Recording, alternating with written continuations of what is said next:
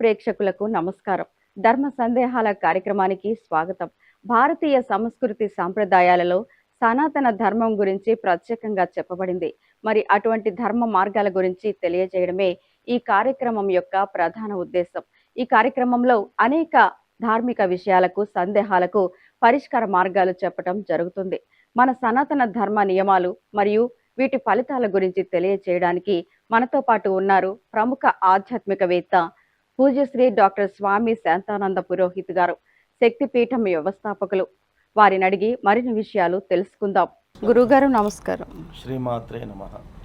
ఇష్టదేవతను ఆరాధించడం, ఇష్టదేవతను మాత్రమే ఆరాధించడం మోక్షానికి సరిపోతుందా? యాదేవి సర్వభూతేషు శక్తిరూపేణ సంస్థిత నమస్తస్యై నమస్తస్యై నమస్తస్యై నమో నమః. ధర్మ సందేహాలు కార్యక్రమానికి సివిఆర్ ఓం ఛానల్ ప్రేక్షకులందరికీ కూడా సాదరంగా స్వాగతం పలుకుతూ, ఇష్టదేవత ఆరాధన అనేటటువంటిది మన సనాతన ధర్మంలో అత్యంత విశేషమైనటువంటిది. మరి ఇష్టదేవతను ఎలా నిర్ధారించుకోవాలి, ఎవరిని ఇష్టదేవతగా మనం ఆరాధించాలి అనేటటువంటి సందేహం ఉత్పన్నమైతే దానికి మన ధర్మశాస్త్రము చెబుతూ ఉన్నది, ఇష్టదేవత ఆరాధన అనేటటువంటిది ఆయా వ్యక్తులకు సంబంధించినటువంటి జన్మ రాశి మరియు జన్మ నక్షత్రమును ఆధారంగా నిర్ధారణ చేయడం అనేటటువంటిది జరుగుతుంది. ఉదాహరణకు జన్మరాశి ఒకరిది మేషరాశి ఉందనుకోండి.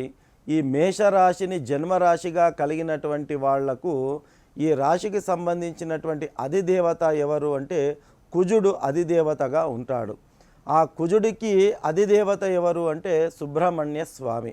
కావున ఎవరైతే మేషరాశిని జన్మరాశిగా కలిగి ఉంటారో వారు తమ ఇష్టదైవంగా సుబ్రహ్మణ్య స్వామిని కానీ లేదా ఆంజనేయ స్వామిని కానీ వారు ఇష్టదేవతగా పూజించవచ్చు, ఆరాధించవచ్చు. అదే రకంగా ఒకవేళ జన్మ నక్షత్రము ఉన్న 27 నక్షత్రాలలో ఒక్కొక్క నక్షత్రానికి ఒక్కొక్క అధిదేవత ఉండడం జరుగుతుంది. ఉదాహరణకు అశ్విని నక్షత్రం మనం తీసుకుందాం. అశ్విని నక్షత్రాన్ని కనుక తీసుకున్నట్టయితే అశ్విని నక్షత్రానికి కేతువు అధిపతి. మరి ఈ కేతువుకు అధిష్టాన దేవతగా ఎవరుంటారు అంటే వినాయకుడు ఉంటాడు. కాబట్టి ఎవరైతే జన్మ నక్షత్రము అశ్విని నక్షత్రంగా కలిగి ఉంటారో వారికి ఇష్టదైవము ఎవరు అంటే వినాయక స్వామిని ఇష్టదైవంగా స్వీకరించి ఆరాధించాలనేటటువంటిది మనకు శాస్త్రం తెలియచేస్తుంది. ఈ రకంగా జన్మరాశిని ఆధారంగా చేసుకొని ఇష్టదేవత నిర్ణయం జరుగుతుంది. అలాగే జన్మ నక్షత్రం ఆధారంగా ఇష్టదేవత నిర్ధారణ జరుగుతుంది. మరి ఈ జన్మరాశి జన్మ నక్షత్రం మాత్రమే కాకుండా ఒకవేళ మనము జాతక పరంగా కూడా పరిశీలించినట్టయితే మన జన్మ కుండలి లోపల మనకు 12 స్థానములు అనేటటువంటివి ఉంటాయి. ఈ 12 స్థానములలో పంచమ స్థానం ఏదైతే ఉంటుందో ఆ పంచమ స్థానంలో ఉన్నటువంటి గ్రహాన్ని అనుగుణంగా చేసుకొని కూడా ఇష్టదేవతను నిర్ధారణ చేయడం అనేటటువంటిది జరుగుతుంది.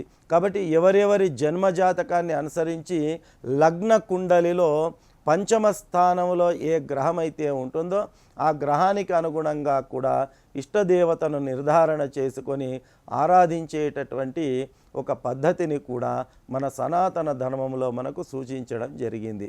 మరి జన్మ రాశి అయిపోయింది, జన్మ నక్షత్రం అయిపోయింది, జాతకంలో లగ్న కుండలిలో పంచమస్థాన ఆధారంగా అని చెప్పుకున్నాం.